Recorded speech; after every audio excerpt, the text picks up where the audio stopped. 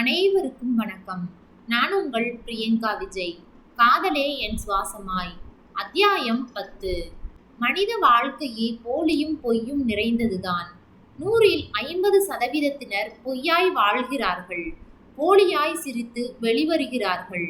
இரவெல்லாம் புருஷன் குடித்துவிட்டு வந்து மயிரை பிடித்து மூர்க்கமாய் மூக்கு கன்னம் என்று பாராமல் அறைவான். முதுகில் மொத்துவான், தலைமயிரை பீய்ப்பான். ஆனால் அவள் காலையில் எழுந்து வந்ததும் எதிர்த்த வீட்டு மாமி ஒரு மாதிரி பார்த்தவுடனே அவள் கேட்கவில்லை என்றாலும் இவளே சொல்லுவாள், மாமி என்ன அப்படி பார்க்குறீங்க? அது லேட்டா வந்துச்சா? நான் ஒரு மூச்சு சத்தம் போட்டேன், மன்னிச்சுக்கன்னு காலில் விழுந்து கெஞ்சாத குறையாய் கெஞ்சியது. சரி போன்னு மன்னிச்சு விட, கூடலுமா அது என்னை ராத்திரி முழுக்க விடல. கொஞ்சலும் குழாவலும், ஒரு சொட்டு தூக்கமில்ல. கன்னத்து காயத்தை மாமி பார்த்ததும் சொல்லுவாள், ஆசையில ராத்திரி முழுக்க கடிச்சு வச்சால் காயம் வராமல் என்ன ஆகும்? போங்க மாமி என்று பொய்யாய் சினுங்கி பொய்யான நாணத்துடன் அகழுவாள். சந்தோஷத்தை அனுபவிப்பவர்கள் கூட இந்த மாதிரியான நாணத்தையும் வெக்கத்தையும் வெளிப்படுத்த முடியாது. இப்படி நிறைய பேர் இருக்க அன்புவும் அர்ச்சனாவும் ஊரு உலகத்துக்கு பொய்யான கணவன் மனைவியாக வாழ்ந்தாலும் உண்மையான பரஸ்பர அன்பு கொண்டு வாழ்ந்தனர். ஒருத்தரை ஒருத்தர் புரிந்து கொண்டும் விட்டு கொடுத்தும் வாழ்ந்தனர். உண்மையான நட்போடு திருப்தியாக வாழ்ந்தனர். கௌசல்யா அவர்களின் சுவாசமானாள். கௌசல்யாவின் சந்தோஷம், வலி, துக்கம் அனைத்தும் அவர்களுடையதாகின. அர்ச்சனா, இப்படியே எவ்வளவு நாட்களுக்கு தனியாய் வாழ்வாய்? என்னை பிடிக்கலேனாலும் ஏத்துக்க மனமில்லைனாலும் வேற நல்ல பையனா உனக்கு பார்க்கவா? அன்பு அக்கறையாய் கேட்க, நான் உங்களுக்கு நல்ல பெண்ணா பார்க்கவா? நெஞ்சு முழுக்க உன்னை சுமந்துட்டு வேறொருத்தியை எப்படி மணப்பேன்? முடியாதுல்ல? அது போலத்தான் என் நெஞ்சு முழுக்க கணேஷ் இருக்க மாற்றானை எப்படி மணப்பேன்? அர்ச்சனா கேட்க, மறுவார்த்தை பேச முடியாமல் வாயடைத்து போய்விடுவான். அப்படித்தான் ஒரு நாள் அர்ச்சனா சொன்னாள், அன்பு, இத்தனை நல்லவரா இருக்கீங்களே, உங்க கெட்ட காலம் எனக்கும் கணேசுக்கும் நண்பராய் வந்து வாய்ச்சு.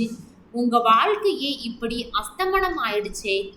எங்களை சந்திக்காமல் இருந்திருந்தால் உங்களுக்குன்னு ஒரு மனைவி வந்து உங்க வாழ்க்கை இனிமையான நீரோடையா போயிருக்கும் என்று அர்ச்சனா சலித்து கொள்ள, அர்ச்சனா, நான் நிஜமாகவே சந்தோஷமா இருக்கேன்.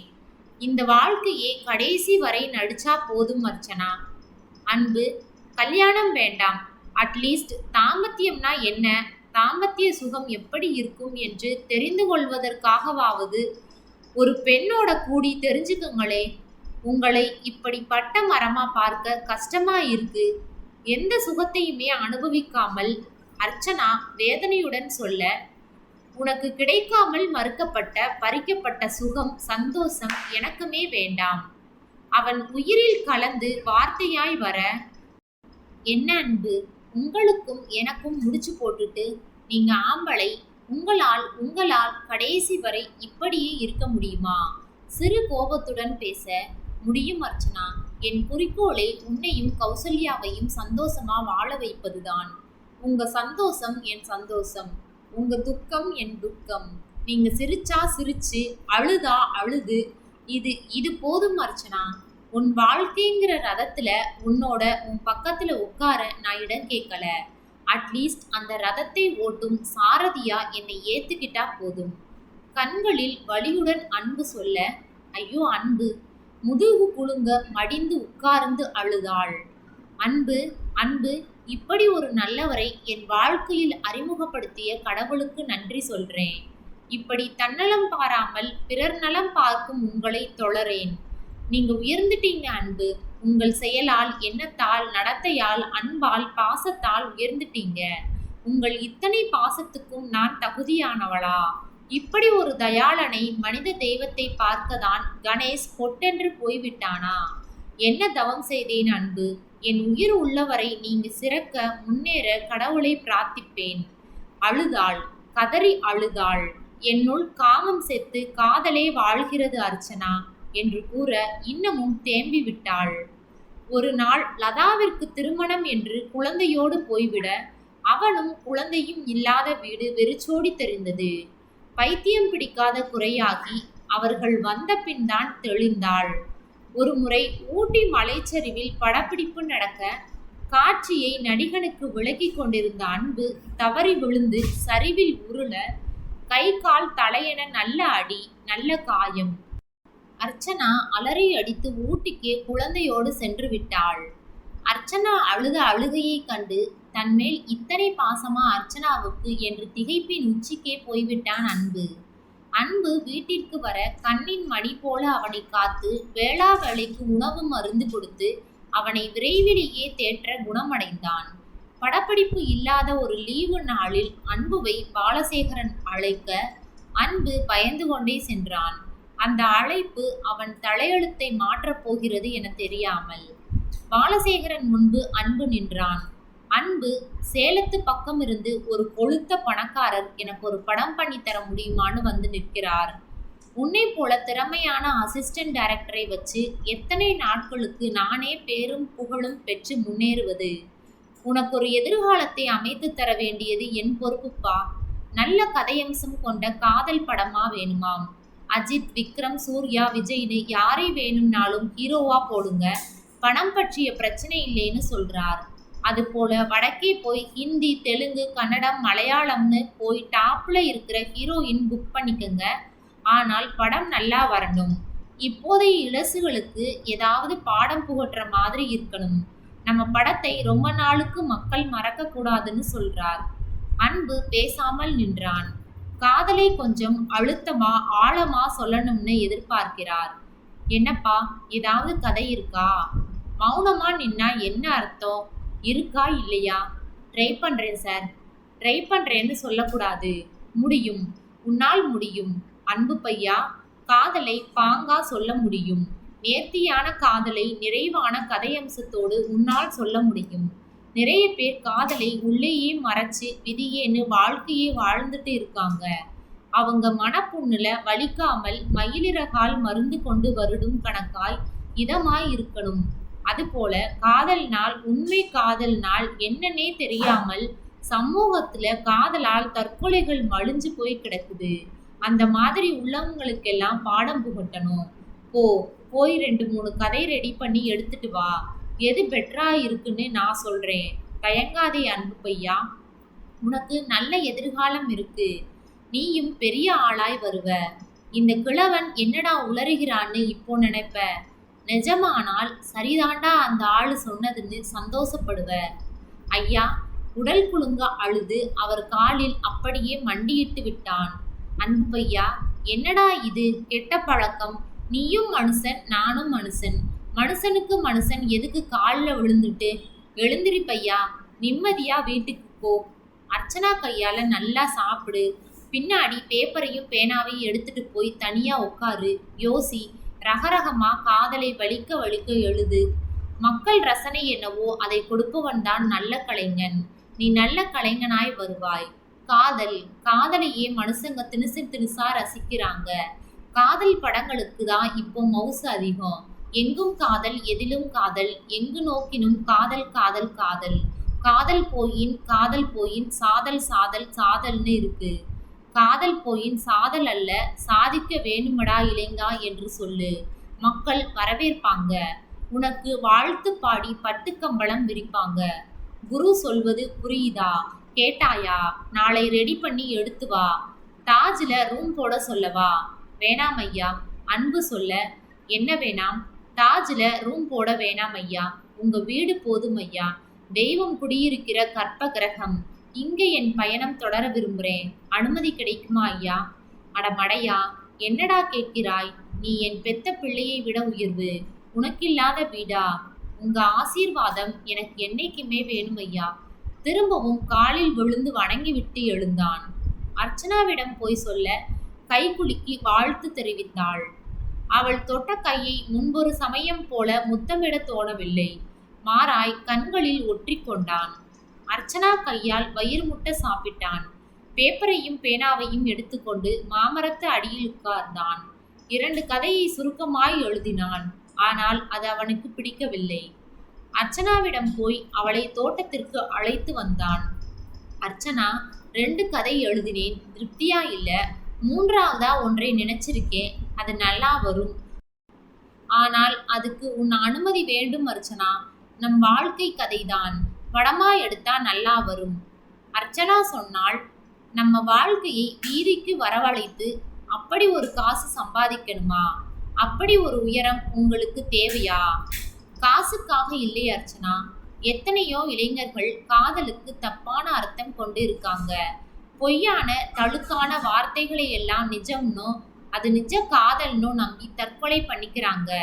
அப்படி நிஜ காதலா இருந்து நிறைவேறலைன்னா அதுக்கு பிறகு வாழ்க்கையே இல்லைன்னு தப்பான முடிவுக்கு வந்துடுறாங்க. இப்போத இளைஞர்கள் இளைஞர்களுக்கு பாடம் புகட்ட நம் கதை சரியா இருக்கும். அதான் கேட்டேன் என்று பரிதாபமாய் கேட்க, உங்க இஷ்டம் அன்பு. உனக்கு பிடிக்கலைன்னா வேண்டாமா அர்ச்சனா. உங்க முன்னேற்றம் எனக்கு முக்கியம். செய்யுங்க அன்பு. எத்தனையோ இளைஞர்களுக்கு நம் கதை பாடமாய் இருந்தா சந்தோஷம்தானே. நம்பாமல் பார்க்குறீங்களே. பூரண திருப்தி. எழுதுங்க என்று முகத்தில் மகிழ்ச்சி காட்டி சொல்ல அன்பு எழுதினான். மறுநாள் போனான்.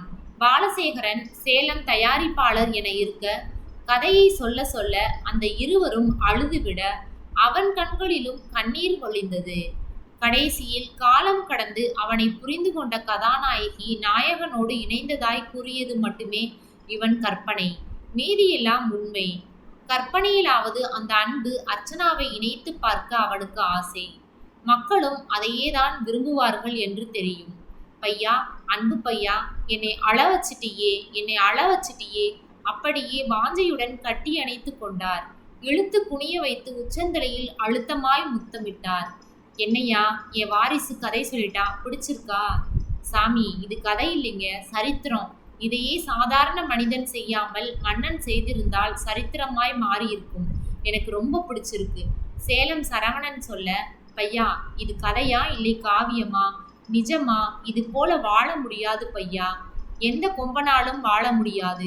எப்பேற்பட்ட தெய்வீக காதல். ஐயோ, கற்பனையே கரைக்குதே மனசே. நிஜமா இப்படி இரு ஆத்மா இருக்கவே முடியாது. பாலசேகரன் அடித்து கூற, நானும் அர்ச்சனாவும் இருக்கோம் ஐயா. நிஜமாய் விரல் நெகம் தொடாமல் விரச பார்வை பார்த்து கொள்ளாமல் அவள் கணேசை காதலித்து கொண்டும் நான் அர்ச்சனாவை காதலித்து கொண்டும் இன்னும் உயிரோடு காதலை சுவாசமாய் கொண்டு கத்த வேண்டும் போல இருந்தது அன்புவுக்கு. அன்பு இரவு பகல் பாராமல் உழைத்தான். எல்லா கேரக்டருக்கும் பொருத்தமான நடிகர்கள் கிடைத்துவிட கணேஷ் கேரக்டருக்கு பொருத்தமான அழகான துருதுரு சுறுசுறுப்பான இளைஞன் கிடைக்க பெரும் அலைச்சல். கடைசியாய் மெட்ராஸ் மெடிக்கல் காலேஜில் ஒரு இளைஞன் கிடைத்தான். படம் ஆரம்பமாகி சென்னையிலும் அதன் சுற்றுப்புறங்களிலும் முடிக்கப்பட்டது. பாடல் காட்சிகளுக்கு மட்டும் ஆப்பிரிக்கா, ஆஸ்திரேலியா சென்று வந்தனர். 5 மாத கடுமையான உழைப்பு முடிந்து டப்பிங், மியூசிக் என்று 1 மாதம் இழுத்தது. பாடல்கள் அத்தனையும் அந்த பெண் கவிஞரால் உயிரையே கரைய வைக்கும் வார்த்தைகளால் கோர்க்கப்பட்டு பிரமாதமாய் வந்திருந்தது. பிரிவியூ காட்சி அந்த பெரிய தியேட்டரில் நடைபெற பாலசேகரன் ஏற்பாடு செய்திருந்தார். அன்பு, அர்ச்சனா, கௌசல்யா, திவ்யா, அங்கு குடியிருந்தோர் அனைவரும் நீல வரிசையில் உட்கார்ந்திருந்தனர். படம் ஓட ஓட அர்ச்சனாவால் தாங்க முடியவில்லை. நெஞ்செல்லாம் அடைத்து உடலெல்லாம் படபடத்து வியர்வை ஆறாய் ஓடியது. அந்த ஏசியிலும் வெடித்து கிளம்பிய அழுகையை கட்டுப்படுத்த வாயில் முந்தானையை வைத்து அடைத்தும் முதுகு குலுங்கியது. அன்பு இதை கண்டு, அர்ச்சனாமா, ஈசிமா, ப்ளீஸ், உன்னை கொஞ்சம் எனக்காக கட்டுப்படுத்திக்கையே. பாலசேகரன் சார், இன்னும் பிறர் தப்பா எடுத்துக்க போறாங்க, ப்ளீஸ், மெதுவாய் கெஞ்சினான். அந்த பையன் என் கணேஷ் போலவே இருக்கான். ரொம்ப கஷ்டப்பட்டேன் அர்ச்சனா. நம்ம கணேஷ் போல கிடைக்க எனக்கு உடனே கணேசை பார்க்கணும். அதுவும் உயிரோட பார்த்து கட்டி அணைச்சு அழனும் போல வெறி வருது. இன்னும் கொஞ்ச நேரம் இருந்தால் பைத்தியம் பிடிச்சு வீதி வீதியா அலைஞ்சிடுவேன்.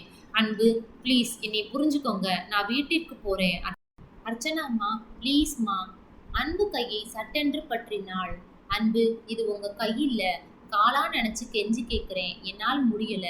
நரம்பெல்லாம் வெடிக்கிறது போல இருக்கு. அழுதாள். திவ்யாவோடு காரில் ஏற்றி வீட்டிற்கு அனுப்பி வைத்தான். படம் நல்ல விலைக்கு விற்றது. தமிழகத்திலும் பாண்டிச்சேரியிலும் உள்ள பெரிய பெரிய தியேட்டர்களில் ரிலீஸ் ஆகி முதலில் 4 நாட்களுக்கு கூட்டமும் வசூலும் இல்லை. பின்னர் படம் பற்றி பேசப்பட்டு காலேஜ் மாணவ மாணவியரிடையே தனி வரவேற்பை பெற்று நகரம், கிராமம் என்று நன்கு ஓடியது. தின வார மாத பத்திரிகைகள் நல்லபடியாய் விமர்சித்தன. அத்தனை டிவி சேனல்களிலும் டாப் 1 படமாய் தேர்ந்தெடுக்கப்பட்டது. தயாரிப்பாளர் ஏக சந்தோஷத்தில் இருந்தார். பெரிய பங்களாவை அவனுக்கு வாங்கி கொடுத்தார்.